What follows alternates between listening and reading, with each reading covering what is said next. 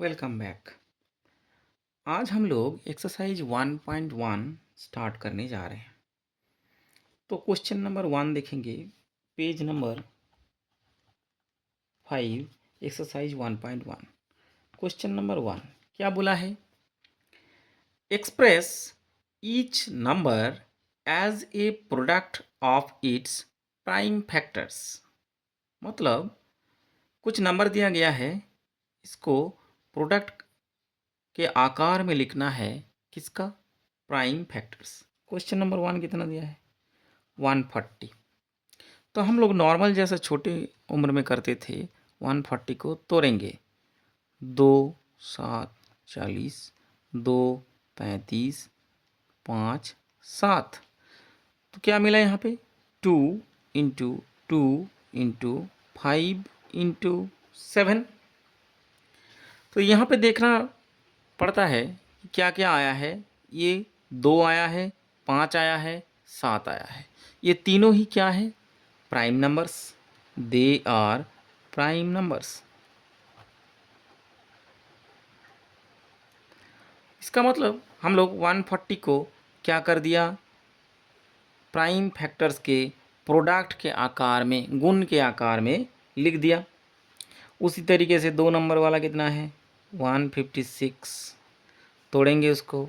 156, 2 7 14, 1 15, 2 8 16, 2 3 6 1 7, 2 9 18, 3 13। 2 into 2 into 3 into 13। उसी तरीके से इसको हम थोड़ा सा मॉडिफाई कर सकते हैं। इसको लिख सकते हैं 2 square into 3 into 13। Same to same बाकियों के लिए होगा।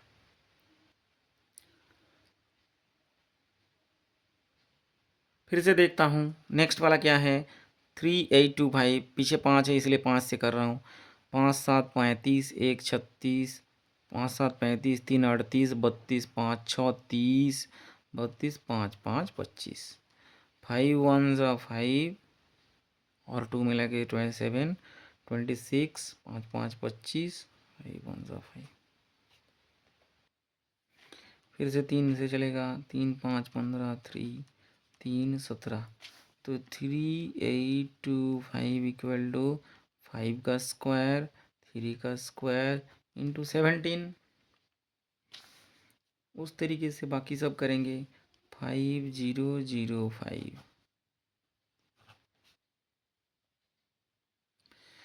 7 1 ज़ा 7, 30, 7 4 28, 3 11 से चलाएंगे 13। तो 5005 equal to 5 into 7 into 11 into 13। उसी तरीके से 7429। जब देखेंगे मुझे नहीं पता चल रहा है किससे जाएगा, तब हम लोग क्या करेंगे? ऑड नंबर से चेक करेंगे। 7 11 13 15 19, इस सब से। ठीक है, तो इस तरीके से इसको भी हम लोग कर पाएंगे। Okay. Question number 2। Question number 2 में क्या बोला गया है? Find the LCM and HCF of pair of integers दिया है। क्वेश्चन नंबर 2 में दो पेयर ऑफ इंटीजर्स दिया है। एक है 26, दूसरा वाला है 91। हम लोग इसको तोड़ेंगे पहले। 2 13 26। तो 26 का मतलब क्या हो गया? 2 इंटू 13। और 91 है 7 13। 91 का मतलब हो गया 7 इंटू 13। कल मैंने बोला था कि H C F equal to कितना होता है? एच सी एफ ऑफ दोनों संख्या 26 एंड 91 को ऐसे लिखेंगे। और इन दोनों में से जो लोएस्ट कॉमन है, कौन सा वाला कॉमन है? 13 दोनों में कॉमन है। तो एच सी एफ कितना हो गया? 13। सिमिलरली एल सी एम कितना होगा? यहाँ पे जो कॉमन नहीं है वो भी होगा। 2 होगा, 13 होगा और 7 होगा। ये 13 दोनों बार है तो एक बार लिख लिया। तो 7 दुगुना 14 इंटू 13 इक्वल टू 182। अब वेरीफाई करने के लिए दिया है। कल हम लोगों ने एक फार्मूला पढ़ा था, क्या था वो? H C F into L C M equal to product of the given integers. तो इसका मतलब इन दोनों का गुण 26 इंटू 91। अब हम लोग लेफ्ट हैंड साइड में चेक कर देख लेता हूँ। लेफ्ट हैंड साइड में चेक करके देखता हूँ। एच सी एफ कितना निकला है हमारा? 13। और एल सी एम कितना है? 182। इसका जो वैल्यू होगा क्या मेरा इसके वैल्यू से सेम सेम होगा? Equal to 2366। सिमिलरली इधर भी मेरा क्या है 2366। तो ये वाला फॉर्मूला मेरा चल रहा है, इसको वेरीफाई कर लिया, हो गया। इक्वल टू इसका मतलब हुआ left hand side equal to right hand side.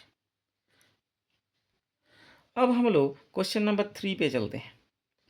बाकी दोनों ट्राई करना, नहीं होगा तो कमेंट करना, मैं ज़रूर उसमें रिप्लाई करूँगा। क्वेश्चन नंबर 3 में क्या दिया है? 3 नंबर दिया है, एक दिया है 12, दूसरा दिया है 15 और तीसरा दिया है 21। इसका 3 संख्या का एलसीएम निकालने के लिए बोला है और एचसीएफ निकालने के लिए बोला है। बेहद आसान है, हम लोग कल सीखे थे। इसको फिर फैक्टर करेंगे। 12 का फैक्टर मतलब 2 इंटू 2 4, 4 3 12। 15 का मतलब है 3 इंटू 5 15। 21 का मतलब क्या है 3 इंटू 7। एलसीएम ऐसे कैसे लिखेंगे? 12, 15 और 21 एलसीएम क्या क्या होगा देखना। सबसे छोटा वाला संख्या 2, 2 का कितना बड़ा है? पावर 2 दो बार है, हो गया। 3 सब में है, एक बार ले लिया। जो भी बचा खोचा है उसको भी ले लूँगा, 5 ले लिया, 7 ले लिया।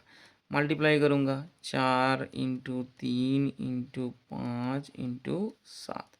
4 3 12, 12 5 60, 7 6 42, 2 420 हो गया। एचसीएम का क्या करूँगा? 12, 15 और 21। अब इनमें से सबसे स्मॉलेस्ट पावर कॉमन कितना है? देखो सब में कौन कॉमन है? ये वाला सब कॉमन है, 3। तो ले लिया, एचसीएफ हो गया 3। तो आशा करते हैं बाकी भी सब हम लोग कर पाएंगे। Question number 4 is very very important question. क्या दिया है? एचसीएफ दिया है दोनों संख्या का, एचसीएफ दिया है दोनों संख्या का 306, 657। इसका एचसीएफ कितना दिया है? एन 9। और इसका एलसीएम निकालने के लिए दिया है, एलसीएम कितना होगा? तो हम लोग जो फॉर्मूला सीखा उसको लगाएंगे, ठीक है। एलसीएम कितना है तो मान लेते हैं एलसीएम है मेरा एक्स, नीचे नहीं पता मुझे, लेकिन फॉर्मूला हम क्या जानते हैं?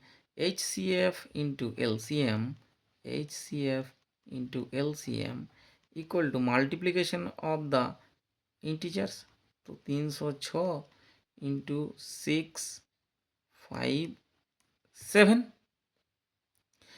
एच सी एफ कितना दे दिया है? 9 दे दिया है। एल सी एम मैं नहीं जानता, इधर कितना है? 306 इंटू 657।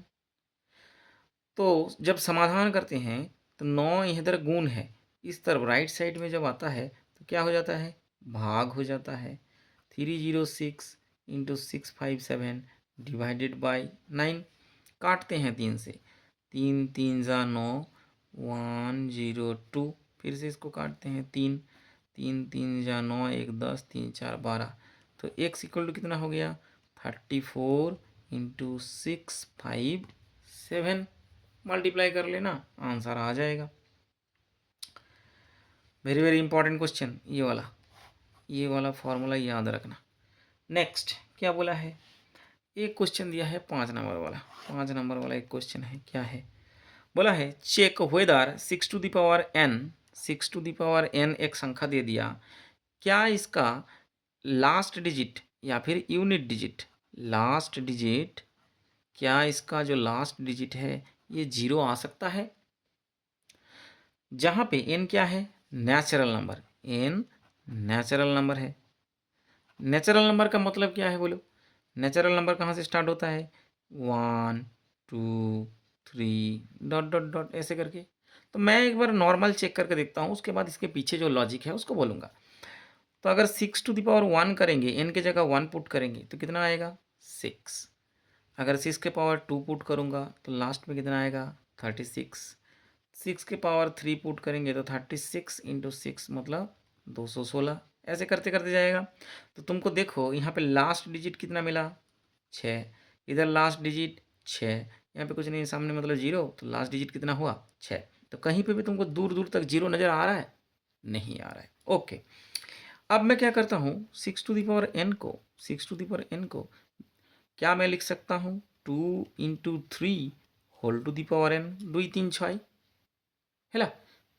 तो 2 3 6 तो ये लिख दिया n। तो इसका मतलब इसको अगर हटा दूंगा, एक फॉर्मूला था a to the power a into B whole to the power n equal to a to the power n b to the power n। ये जो पावर है ये दोनों में बट जाता है, तो सिमिलरली इधर भी बढ़ जाएगा 2 to the power n into 3 to the power n। 2 to the power n का मतलब क्या है, 2 into 2 dot dot dot n बार गुण, n बार गुण ना। 2 स्क्वायर का मतलब क्या होता है, 2 को 2 बार गुण। 2 क्यूब का मतलब क्या होता है, 2 को 3 बार गुण। उसी तरह 2 टू द पावर n का मतलब 2 को n बार गुण। इसी तरह 3 टू द पावर n मतलब 3 को n बार गुण। अब बोलो किसी भी एक संख्या, कोई सा भी एक संख्या जिसके पीछे यूनिट डिजिट 0 हो, तो इसका मतलब उस संख्या के अंदर एक फैक्टर 5 रहना ही चाहिए, चाहिए कि नहीं। जैसे कि मान लो 20, तो इसको करूँगा तो 2 इंटू 2 4 इंटू 5, इसका फैक्टर 20। तो मुझे क्या है, यूनिट डिजिट लास्ट डिजिट क्या चाहिए, 0 चाहिए, तो पीछे 0 चाहिए, तो इसका मतलब इसके अंदर एक फैक्टर 5 होना ही चाहिए। देखो 2 इंटू 5 = 10, एक फैक्टर 5 होना ही चाहिए। यहाँ पे तो 6 टू दी पावर n के अंदर 2 तो है, लेकिन एक भी तुमको 5 फैक्टर दिख रहा है। 6 के अंदर तो 2 और 3 है, 5 तो दूर दूर तक है नहीं, तो इसका लास्ट डिजिट कभी भी 0 बन सकता है नहीं। Therefore 6 to the power n का लास्ट डिजिट 0 कभी नहीं हो सकता। Therefore 6 to the power n can not end with क्या, digit digit 0 for any natural number n, for any natural number n। आसान है, लिख पाएंगे। ओके, इसी का सेम टू सेम वर्जन उसके लेफ्ट साइड में जो दिया है एग्जाम्पल नंबर 1, लिखना आपको उस तरीके से ही है, ठीक है। नेक्स्ट आगे बढ़ते हैं, क्या दिया है क्वेश्चन नंबर 6। क्वेश्चन नंबर 6 में क्या दिया है, एक्सप्लेन 7 इंटू 11 इंटू 13 प्लस 13। क्या ये कॉम्पोजिट नंबर है या नहीं, याद कर लेते हैं एक बार। कॉम्पोजिट नंबर किसको कहते हैं, कॉम्पोजिट नंबर कल बोला था, कॉम्पोजिट नंबर उसी को कहते हैं जिसका एक और वही संख्या, सेम नंबर, इन दोनों को छोड़ के बीच में और भी फैक्टर्स रहेंगे, ठीक है। तो फैक्टर्स रहेंगे, तो मैं यहाँ पे देख पा रहा हूँ ये एक संख्या दिया है, उसके साथ ये एक संख्या ऐड करने के लिए दिया है। तो मैं इसको थोड़ा सा सिंप्लीफाई कर लेता हूँ। क्या क्या दोनों में मुझे 13 कॉमन दिख रहा है, ओके 13 कॉमन ले लिया, तो बचा गया कितना, 13 इंटू कॉमन ले लिया, ब्रैकेट डाल दिया, तो यहाँ से 13 ले लूँगा तो बचेगा कितना, 7 और 11 7 इंटू 11 प्लस 13 में से 13 ले लूँगा तो कितना बचेगा, 1 बचेगा, 13 1 ज़ा 13 इक्वल टू, इस 13 को बाहर रखा और इधर करता हूँ, 7 11 77 प्लस 1 इक्वल टू 13 इंटू 78 हुआ, 13 इंटू 78। तो ये तो मेरा एक कुछ ना कुछ एक संख्या बनेगा, एक संख्या बढ़ेगा, दोनों को गुण करेंगे तो एक संख्या बनेगा। तो इसका फैक्टर कितना कितना होगा, एक तो फैक्टर होगा और वो जो संख्या बनेगा वो एक फैक्टर होगा। उसके अलावा भी क्योंकि इन दोनों का गुण है तो 13 भी तो इसका एक फैक्टर है, 78 भी तो इसका एक फैक्टर है, और 78 के अंदर 2 घुसा है तो 2 भी तो इसका फैक्टर है, और भी बहुत सारा फैक्टर है। तो इसका मतलब क्या ये कंपोजिट नंबर है, अभी अभी सीखा था कि कंपोजिट नंबर मतलब एक और वही संख्या को छोड़ के बीच में और भी फैक्टर रह सकता है। यहाँ पे दिख रहा है एक और वही संख्या को छोड़ के बीच में और भी फैक्टर्स हैं। देयरफॉर ये जो संख्या दिया गया है 7 into 11 into 13 plus 13 is a composite number.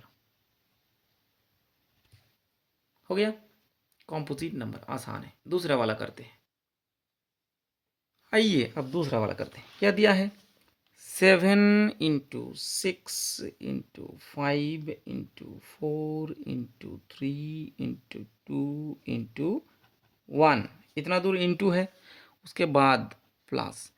ध्यान देना यहाँ पे इन दोनों को मिक्स मत कर लेना, कहाँ पे प्लस है और कहाँ पे इंटू है ये देखना जरूरी है।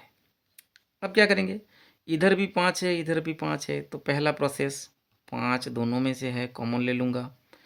फिर 7 इंटू 6 इंटू ये 5 ले लिया तो ये हट गया, 4 3 2 1 प्लस 5 में से 5 कॉमन ले लूँगा तो क्या होगा, 1 कॉमन होगा।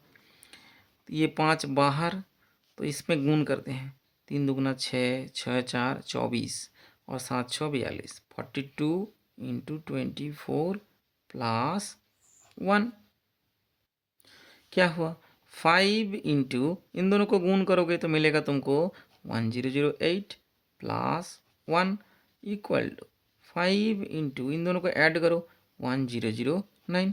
फिर से वही कोई ना कोई एक संख्या बनेगा, एक संख्या बनेगा, तो जो संख्या बनेगा उसका फैक्टर क्या होगा, 1 तो होगा और वही नंबर तो होगा, और बीच में ये 5 भी मल्टीप्लिकेशन है तो 5 भी तो इसका फैक्टर है, 1009 भी तो इसका फैक्टर है। देयरफॉर ये जो संख्या दिया गया है ये क्या है, इज ए कॉम्पोजिट नंबर। आसान है। नेक्स्ट वाला क्वेश्चन पढ़ता हूँ, question number 7। There is a circular path around a sports field. Okay, यहाँ पे एक फील्ड है, इस फील्ड के बगल में एक सर्कुलर पाथ है, एक सर्कुलर पाथ मतलब यहाँ पे हम लोग जो दौड़ते हैं देखे हैं ना, बीच में फील्ड है, साइड में हम लोग एथलेटिक्स जो है वो दौड़ते हैं। Sonia takes 18 minutes to drive 1 round of the field. Sonia यहाँ से स्टार्ट कर रहा है, सोनिया ये इसको एक राउंड घूमने के लिए सोनिया को कितना समय लगता है, 18 मिनट्स लगता है। उसी तरीके से रवि को कितना टाइम लगता है, रवि को लगता है एक राउंड मारने के लिए रवि को लगता है 12 मिनट। हुआ 12 मिनट लगता है।